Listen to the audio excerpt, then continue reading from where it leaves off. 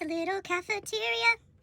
A film review. Hello, movie fans. Welcome back. This is the second episode of Cafeteria, where I, Chris Shepardson, your lovely host, go over two movies while having lunch. Today, we're eating some delicious buffalo chicken with roasted peppers and kale salad.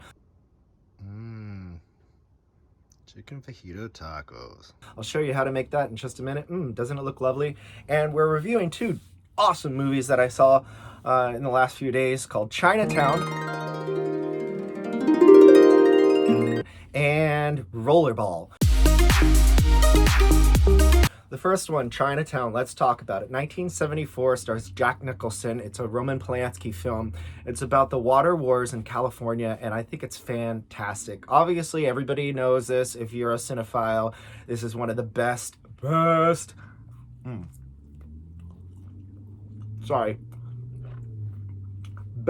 movies out there ever created. Excuse me. That's good. The cafeteria is on fire today. So good. One of the best movies that has ever been created, for sure. What's interesting about the film is that the original writer was propositioned to film or to write a screenplay for The Great Gatsby. And basically he's like, no, F. Scott Fitzgerald just killed it with the novel. There's no way I can do this. So instead, he offered to write his own film called Chinatown. And it was based on the water wars, like I said, in Los Angeles. And if you don't know, in LA, obviously it's a huge city and things are kind of spread far apart. So they had to figure out in 1937 or so how water would be transferred. And this was a big deal because in 1928 there was a big dam break. And this script is rumored to be centered around William Mulholland, who was in charge of all this. And there was one day in 1928 or so where they, Mr. Mulholland had checked out this dam and said, oh, it's good to go. And then, boom, flooded the Santa Clarita Valley and like 600 people died. It was not great. Not good for Mr. Mulholland's record. But anyway, let's say it's based on him. Let's go with it. And that's what they say. Crazy guy. Like he's... there is a gentleman who is played by Jack Nicholson, who is hired by this woman, and basically he assumes that it's she is who he's saying she is, and she wants to take out her husband. So again, we're dealing with assassinations and murders, and I love the 1970s. I will continue to talk about how I love the 1970s.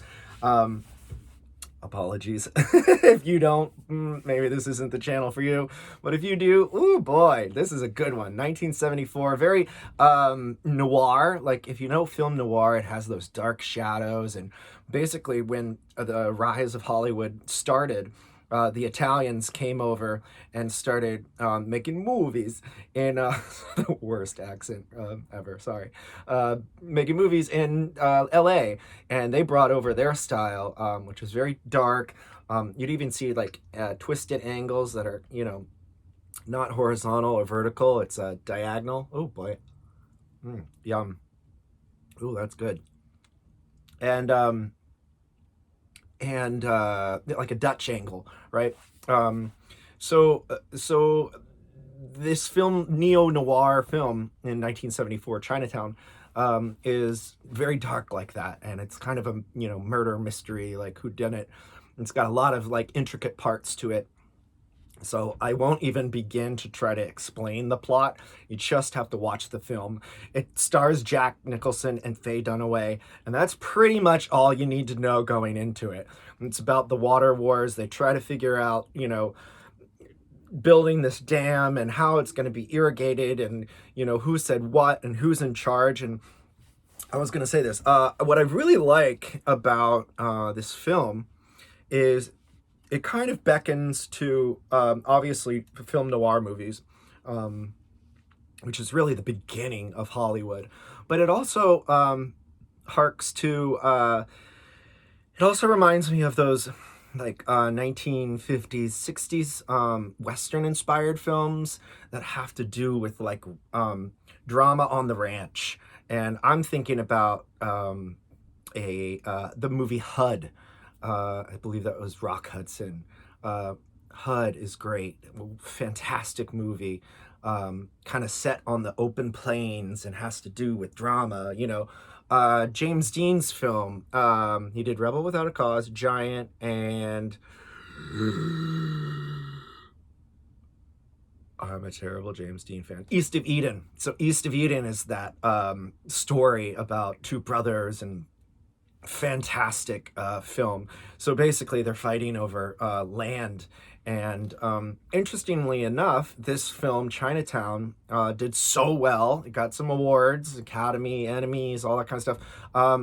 It got a sequel, and it's called Two Jakes. And the same screenwriter did it, and it's about oil. So essentially, you're talking about a product of the earth that is in the hands now of greedy corporate overseers, and that mix of business and organic substance really, to me, is really, really fun to watch. Kind of an older time where we were still dealing with like how to get water in LA, or oil, or what to do with our natural resources, and the business behind that, and the trickery that goes into it. All the while, you got this, young Jack Nicholson, and he's like, I can't remember what he says. There's something like, there's always that moment in these movies where they say the title of the film. Don't you love that? Like, they're like, oh man, towards the end, they're like, hey, well, it's Chinatown. And, all this dramatic stuff happens. It gets a little graphic. So, if you are, sensitive to that kind of stuff, beware. You're going to see some pretty gruesome stuff. But it's all good. It's just part of the dramatic storytelling. And you got Jack Nicholson there in a suit. And he's just fantastic. I'm not even going to try to imitate him. But I will say that it is a great movie. Go out and see it. If you haven't seen it, it's probably all over the internet. It's a classic. 1974, Chinatown. Roman Polanski directed it. It stars Jack Nicholson and Faye Dunaway. Highly recommend. Oh, this is so good.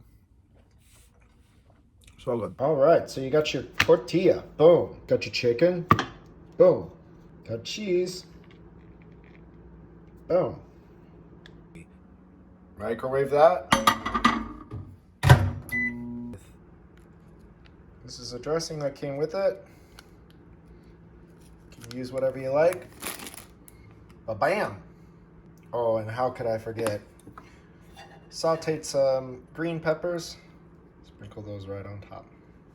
Delicious. Chicken fajito tacos. Order up. All right, guys. So this next one, oh my gosh, it's one of my favorite movies I think I've ever seen. I was like, what is going on? It's a science fiction sports film from 1975 called Rollerball. It's directed by Norman Jewison, Jewison. So I apologize if I'm not saying that right. That's my best attempt. Fantastic movie. I think it's so cool. So you got a sports film. It starts out locker room bros, guys on roller skates in a circular rink, playing ball.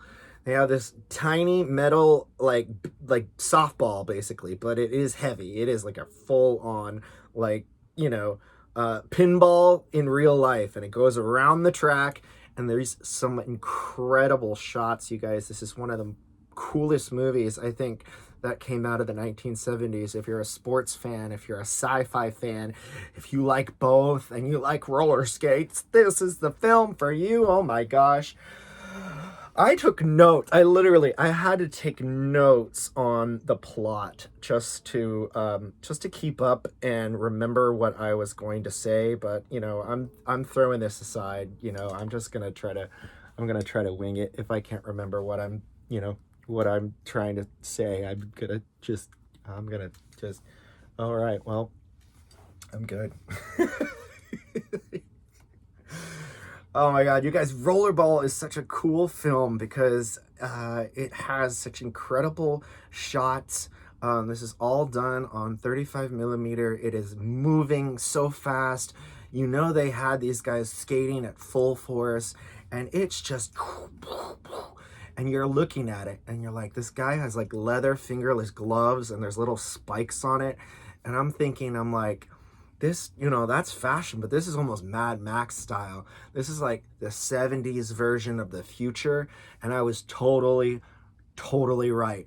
It's supposed to be set in like 2018, 2019, which is hilarious to think about. Like, oh, so basically the corporations have all gotten along. There are no more wars. Everybody's happy. It's kind of like a socialist kind of thing where everybody is, paid equally. Everybody's taken care of. You think, kind of, but there's also like this one main TV show or sports program, which is Rollerball. Everybody's into that, which is great. Now we're getting into like this kind of, Mockingjay kind of thing. But, with big guys on a team, and see them in the locker room. You see butts, and, you see a little stuff here, and it's like, oh, okay, like very liberal. Love that. Love the freedom you got there, the 1970s, showing male anatomy. Woo. That's something to laugh at nowadays, but back then, it was like, you know what? These are just bros in the future of 2018. Showering,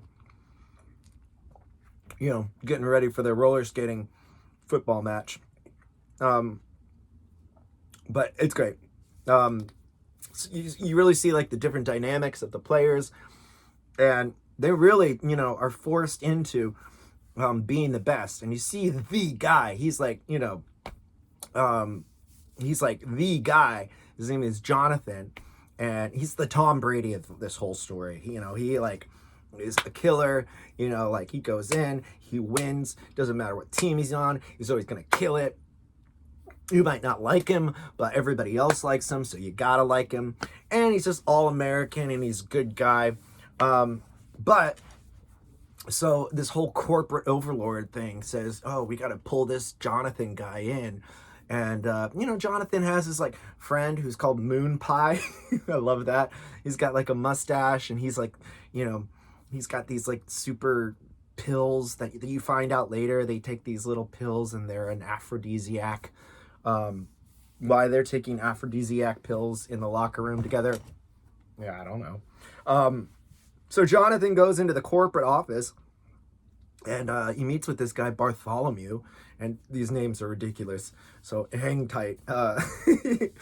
He goes into this office, and it's got these like hanging glass particles. It's very 70s.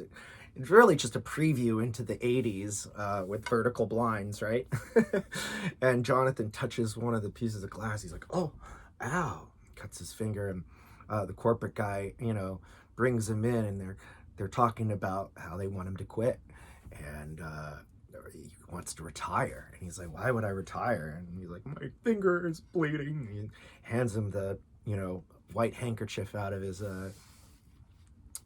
pocket. And I think that was so symbolic, because you see Jonathan debating over this this one very important image of the white flag, right? The white handkerchief that he's got. and he stains it. And by the end of this conversation, you really watch him like hand it back to Bartholomew. But essentially the conversation is like, you got to quit. The corporate guys want you to quit. You got to do what they say. And he's like, I don't want to quit. I don't need to retire. I'm great at this. And they're like, but you'll have, all that you need, and you're going to be fine. You don't have to worry. Your life is taken care of. He's like, I don't, like, my team needs me, the whole like sports motif, like, nah, I'm going to, keep playing. And, boy, does he keep playing. He hands that handkerchief back and it's got the blood stain on it. And he says, nah, bro, I'm going to keep this team together.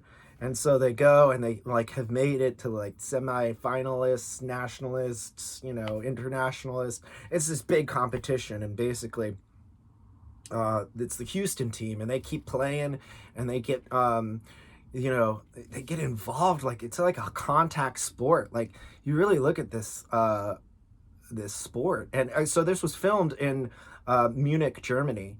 And it is the only rink like that is a perfect circle, which helped production be able to set up all these different shots and clean the shot and do it again. It's just crazy. You look at like Shakespeare and theater in the round.